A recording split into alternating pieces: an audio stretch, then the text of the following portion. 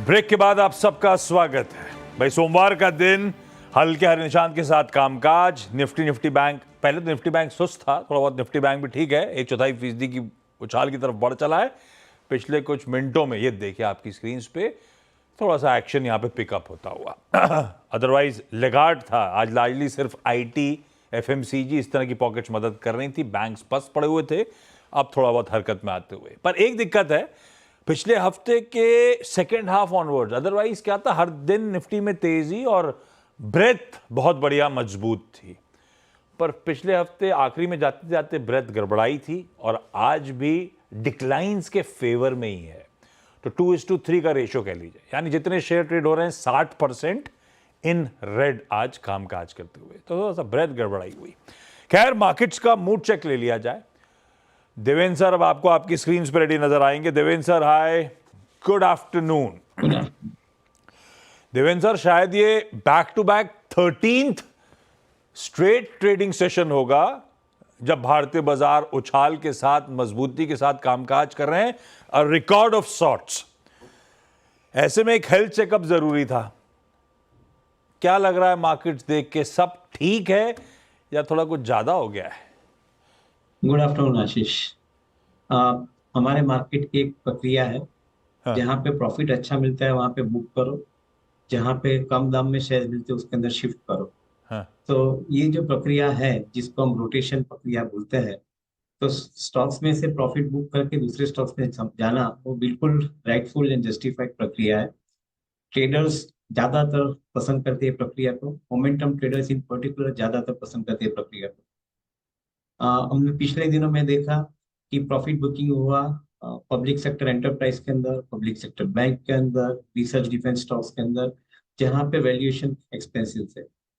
हम last week से देख रहे हैं कि ज्यादातर मनी शिफ्ट हो रहे हैं बीएफएसआई सेगमेंट के अंदर, पर्टिकुलरली इंश्योरेंस सेगमेंट उसके अंदर, और रिटेल फाइनेंस सेगमेंट उसके अंदर फंड शिफ्ट हो रहे हैं। और अगर आप ये कंपनीज के वर्किंग देखें तो शायद उसके अंदर वैलिडेशन मिलता है, इंक्लूडिंग लास्ट क्वार्टर्स, कि कंपनी का कारोबार ठीक चल रहा है, ग्रोथ अच्छा आ रहा है। At the same time stock के प्राइस के अंदर कोई बदलाव नहीं आया है कितने कितने क्वार्टर्स से। So to a greater extent I think ये बदलाव नहीं आया है, इसलिए जो रिस्क लेना चाहते हैं इन्वेस्टर या ट्रेडर, वो ये निगलेक्टेड स्टॉक के अंदर जाते हैं जिसके अंदर वैल्यूएशंस काफी ठीक है, फंडामेंटल स्ट्रांग है, और at the same time market आपको नीचे लेवल के ऊपर अपॉर्चुनिटी दे रहा है। तो मैं ऐसा समझता हूँ ये प्रक्रिया के हिसाब से फंड शिफ्ट हो रहे हैं बीएफएसआई में। और बीएफएसआई का वेट जो है वो निफ्टी के ऊपर ज्यादा होने के कारण आप नए लेवल के ऊपर निफ्टी को जाते देख रहे हो, and that is where the index तो मिरर है, रिफ्लेक्शन देता है वो। तो रिफ्लेक्शन के अंदर आपको बीएफएसआई की जो स्टॉक के दाम है वो अच्छे दाम दिखते हैं। सिमिलरली जो आईटी स्टॉक थे उनके अंदर भी यही प्रक्रिया से फंड शिफ्ट हुए थे, and today you are seeing the resultant outcome in most of the IT companies. जहाँ पे हमें प्रेफरेंस था मिड कैप आईटी के अंदर, वहां पे भी आई थिंक हमने एक अच्छा 10-15%, 20% जितना सम ऑफ द काउंटर्स के अंदर एक राइज देखा है। So I think we are overall very comfortable with the way which market is working, और ऐसा समझते हैं कि ये मार्केट के अंदर एपेटाइट अच्छी है। At the same time I think investor चाहता है कि उसको नीचे के लेवल के अंदर रिस्क फ्री या कम रिस्क के ऊपर थोड़ा रिटर्न मिले। दिक्कत नहीं, ये आंकड़ों में मत जाइए। 10 दिन, 11 दिन, 12 दिन, 13 दिन, इससे कोई फर्क नहीं पड़ता। अभी भी बाजार कंफर्टेबल है, एपेटाइट अच्छी है, खरीदार खड़े हुए हैं, ऐसा कोई दिक्कत नहीं है। आपने देवेंद्र सर बीएफएसआई की बात करी, बैंकिंग, फाइनेंशियल सर्विसेज, इंश्योरेंस। उसमें आप कह रहे हो इंश्योरेंस और रिटेल फाइनेंस वाली कंपनीज, इसको एक ब्रश से पेंट ना करूं, बैंक्स क्योंकि लेगार्ड रहे हैं वैसे इस मोमेंटम में, तो अगर क्या बैंक्स में वो कंफर्ट अभी भी नहीं आ रहा? एक जहन में मेरे डाउट है, हो सकता है कि वो डिपॉजिट मोबिलाइजेशन का चैलेंज हो रहा हो जो शायद सबके सेंटिमेंट्स पे हावी हो रहा हो। बैंक्स अट्रैक्टिव हैं, सिलेक्टिवली अट्रैक्टिव हैं, या इस समय थोड़ा सा बाईपास ही करें उस पॉकेट को? आई थिंक मैं ऐसा समझता हूँ कि बिकॉज इट इज निग्लेक्टेड, एक अच्छा मौका है। क्योंकि जो बैंक की साइज है, suppose SBI, HDFC bank, ICICI bank, Axis bank, even finance companies के अंदर Jio finance, for that matter I think Bajaj finance, ये जो कंपनी की बुक साइज है, ये book size I think definitely I think is a meaningful book size. और एक चीज डेफिनेटली है कि मार्केट के अंदर, इकोनॉमी के अंदर, कॉर्पोरेट सेक्टर के अंदर, एसएमई एमएसएमई के अंदर I think credit offtake is on rise. शायद सितंबर के अंदर जो क्रेडिट पॉलिसी के अंदर एक बार दाम घटाने की कंफर्मेशन मिल जाती है, तो मेरा ऐसा समझना है कि second half of the financial year के अंदर I think credit offtake would be significantly higher compare to first half. और ये ऑफटेक हायर होती है तो मार्केट का नैरेटिव बदल जाएगा। आज जो मार्केट का नैरेटिव थोड़ा सर्कमस्पेक्ट है, मार्केट ऐसा सोचता है कि क्रेडिट ग्रोथ हो नहीं रही है, डिपॉजिट ज्यादा बढ़ जाएगी तो I think liability franchisee costly हो जाएगी।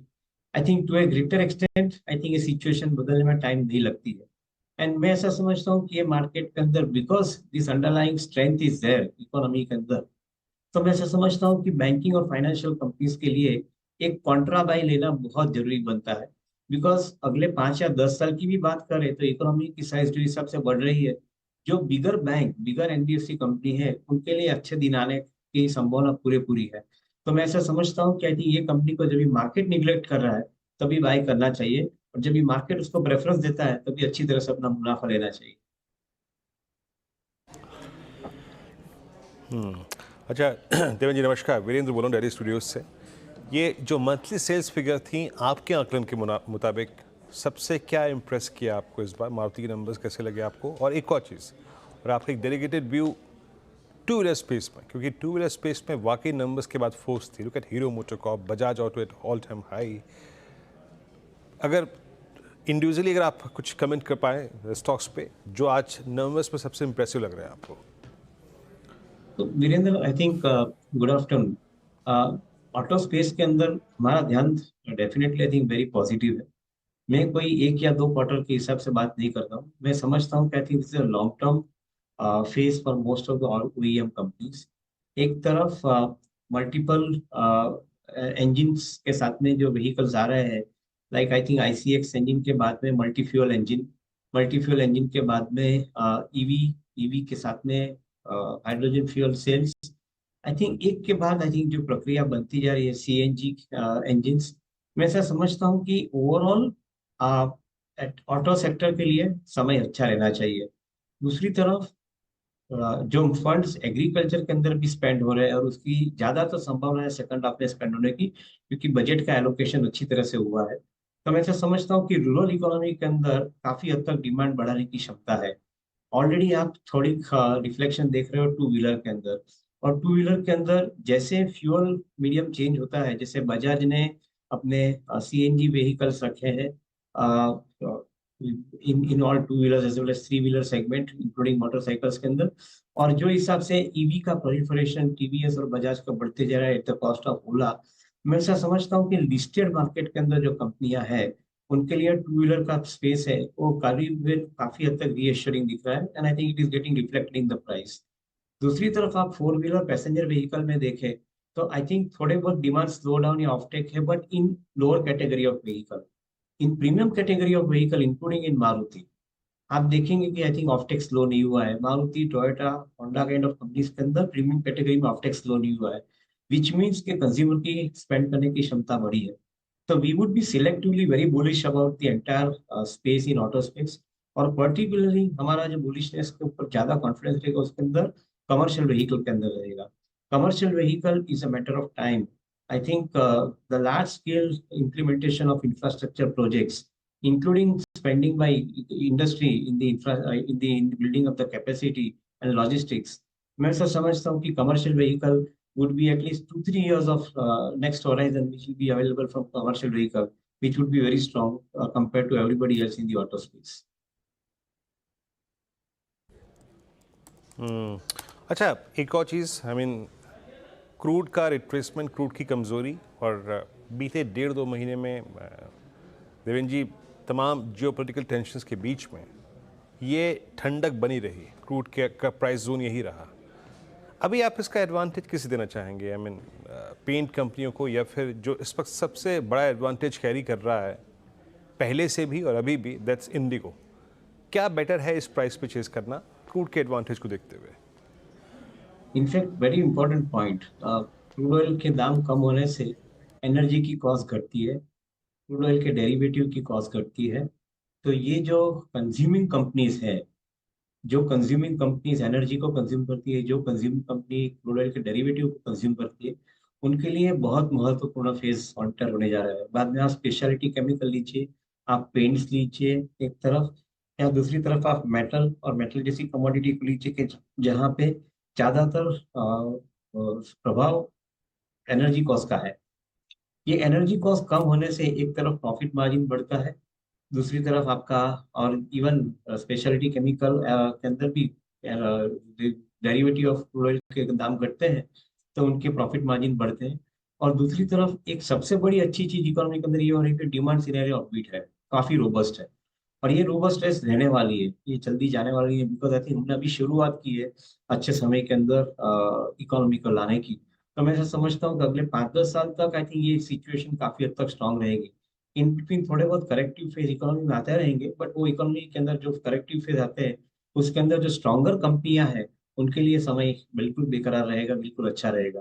तो मैं ऐसा समझता हूँ कि आई थिंक ये समय है सिलेक्टिव इन्वेस्टमेंट करने का, ये समय है आई थिंक स्थिरता से इन्वेस्टिंग को पकड़ के बैठने का, ये समय है जिसके अंदर आपको पेशेंस रखनी है एंड एक्यूमुलेट करना है गुड क्वालिटी स्टॉक्स को। आई थिंक अगले काफी साल के अंदर आई थिंक ये रिटर्न अच्छे दे सकते हैं selectively if you have invested now. आपने शुरुआत में आईटी की, इंश्योरेंस की बात करी थी, इस समय वही मूव्स आ रहे हैं। जरा दिखाइए एचसीएल टेक को स्क्रीन्स पे। सुबह से तेजी थी और एकदम से तूल पकड़ना शुरू हुई है अब।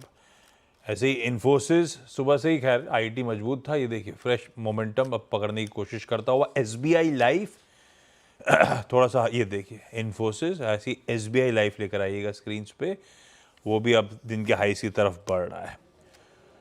मानस है क्या? मानस, जी। आप एसबीआई लाइफ रेडी रखना, मैं आता हूं आपके पास। देवेंद्र सर, ये तो खैर आपने शुरुआत में बताया कि बैंक बीएफएसआई में ये पॉकेट्स, आईटी वगैरह में आप सिलेक्टिवली बाइंग आती हुई देख रहे हो। अगर इन लेवल्स पे नया पैसा डालना है, फ्रेश डिप्लॉयमेंट करना है, तो आपकी कंफर्ट गो टू पॉकेट्स कौन सी होंगी? कौन सी सेक्टर्स, कौन सी थीम्स अभी भी लगता है रीजनेबल वैल्यूएशंस पे, या फिर जिस तरह की ट्रेजेक्टरी उसको देखकर कंफर्ट आज भी लग रहा है? So without any doubt, I think most of the corporate banks, I think they look really reasonably okay to me. Most of the NBFC companies, retail focus NBFC companies में particular asset class focus नहीं बताता, जैसे gold finance उसको नहीं बताता हूँ। मैं बताता हूँ कि जो रिटेल फोकस एनबीएफसी कंपनीज है जिनका कारोबार कंजम्पशन के साथ में जुड़ा है, be it automobile, be it white goods और be it any other kind of personal consumption products, उसके साथ में जिसका कारोबार जुड़ा है वो कंपनी के लिए समय अच्छा रहेगा। मैं मानता हूँ कि they will clock growth which is at least 2 times faster than the economic growth. So definitely, I think we remain absolutely very convinced and bullish about the prospects in the retail credit segment per se. Similarly जो financial products है, जैसे insurance का product की आप बात कर रहे हैं, ये प्रोडक्ट के अंदर हम समझते हैं कि आई थिंक समय बहुत अच्छा जाएगा and I think those companies which are now reflecting better valuations, क्योंकि उन्होंने 20 साल शायद बिजनेस के अंदर स्पेंड किया है। शुरुआत के समय के अंदर जो प्रीमियम एक्यूमुलेट करना था उसकी कॉस्ट बनी थी, भर चुके हैं। अभी के समय के अंदर नया प्रीमियम जाता है, उसकी कॉस्ट इक्वेट करते जा रहे हैं। आई थिंक एग्जिस्टिंग जो बुक बनी है उसके ऊपर उनको बेनिफिट मिलते जा रहे हैं because compounded return that they have generated in the books.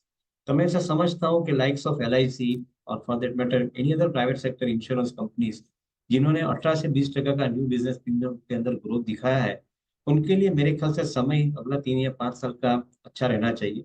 हाँ, ये जरूर बात है कि ये स्टॉक्स लॉन्ग टर्म इन्वेस्टमेंट के लिए है, शायद थोड़े समय के लिए आपको ट्रेडिंग और मोमेंटम एडवांटेज मिल जाए, बट अदरवाइज ये प्रक्रिया मेरे ख्याल से लॉन्ग टर्म इन्वेस्टर के लिए अच्छी रहेगी। Invested in some of the good quality insurance company stocks, particular life insurance business. क्योंकि देवेंद्र सर, आप oil and gas as a space बहुत अच्छे से ट्रैक करते हो। ये जो गुजरात गैस, या इनफैक्ट कहें जीएसपीसी ने जो स्कीम ऑफ अरेंजमेंट और उनके हिसाब से सिंप्लीफिकेशन ऑफ कॉर्पोरेट स्ट्रक्चर का अनाउंसमेंट करा, इसको आप कैसे रीड कर रहे हो? क्योंकि ब्रोकरेजेस बहुत डिवाइडेड हैं। कई लोग कहते हैं हाँ वो होल्डिंग वगैरह, डिस्काउंट वगैरह था, वो सब चला जाएगा, इसीलिए एक्साइटिंग हो गया। कई लोग कह रहे हैं कि वो हमने दाव इसलिए लगाया था कि एक pure play city gas distribution था, अब बिना बात के वॉलेटाइल अर्निंग्स हो जाएंगी, तो इसीलिए आज चल तो गया, लेकिन ब्रोकरेजेस ईदर वेज अलग अलग कमेंट्स दे रही हैं। आप इस पूरी रिस्ट्रक्चरिंग वीजे एक्सरसाइज को कैसे देख रहे हो ये गुजरात गैस के पर्सपेक्टिव से? ओके, गुजरात गैस के पर्सपेक्टिव से भी देखें तो integration of Gujarat Gas into GSPC's business vertical, मैं ऐसा समझता हूँ कि it is a very good strategy, क्योंकि टू ए ग्रेटर एक्सटेंट आपने जो इंटीग्रेट किया है उसके अंदर आपको वैल्यू एक्रेटिव बिजनेस मिला है। So to a greater extent I think यहाँ पे आपको कमानी या ईपीएस अच्छी तरह से मिले, ऐसी एक संभावना पूरे पूरी बनी है। मे बी जब भी डीप इंटीग्रेशन कंप्लीट होएगा अगस्त 25 तक, उनका जो मर्जर का जो प्रक्रिया है वो कंप्लीट होएगा, उसके साथ में आई थिंक थोड़े बहुत नंबर्स ज्यादा अच्छी तरह से रिफ्लेक्ट होने स्टार्ट हो जाएंगे। बट मेरा ऐसा मानना है कि आई think is a long term good call.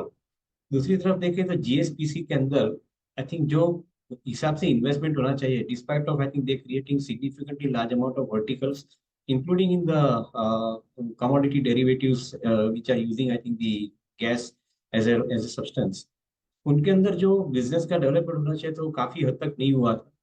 जो सिटी गैस डिस्ट्रीब्यूशन का बिजनेस है उसके अंदर कैश जनरेशन सिग्निफिकेंटली लार्ज होता है, और वो बिजनेस जनरेशन कैश का जो कोर बिजनेस के अंदर एम्प्लॉय होता है, तो definitely I think the combined company strength would be huge.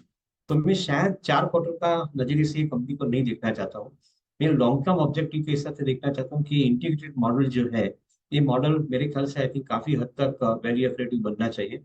So I would remain more confident about the prospects going forward than the short-term negative which some people are apprehensive about. ये अब positive है और बाजार उसी के चलते stock को आज रिवॉर्ड भी करता हुआ डबल डिजिट गेन्स के साथ। Devendra sir, thank you so much afternoon में समय निकालने के लिए, बढ़िया तरीके से मार्केट सेक्टर स्टॉक्स पे चर्चा करने के लिए। मानस आ रहा हूँ आपके पास, एसबीआई लाइफ बढ़िया मूव्स दिखा रहा है आज। डायरेक्टर साहब इंटरडे चार्ट उठाइएगा, कैसी पोजीशनिंग, कोई ट्रेड वेड बन रहा है क्या इसमें? तो देखिए बिल्कुल ट्रेड बन रहा है आशीष जी, क्योंकि 3 दिनों से हम कंसोलिडेशन देख रहे थे, लेकिन आज के पैटर्न को देख के लग रहा है कि रैली रिज्यूम हो चुकी है। करंट लेवल्स पे भी खरीदारी करने की राय रहेगी। 1864 1864 के स्टॉप लॉस से खरीदारी करनी है एसबीआई लाइफ में, और टारगेट अब आपको 1950 1950 के सेट करने हैं। सकते हैं भाई इसमें ट्रेड, बढ़िया मूव्स की तैयारी 2-3 दिन के कंसोलिडेशन के बाद। अच्छा आगे बढ़ूं, कुछ ही देर में इस पैनल से फिर अपने को बीटीएसटी एसटीबीटी जिसको जो पसंद आ रहा हो उस तरह के आइडियाज़ ले लेंगे। यतिन जुड़ेंगे जो बताएंगे आपको डीलिंग रूम्स में क्या चल रहा है, वो लोग कहाँ नज़र रख रहे हैं। लेकिन पहले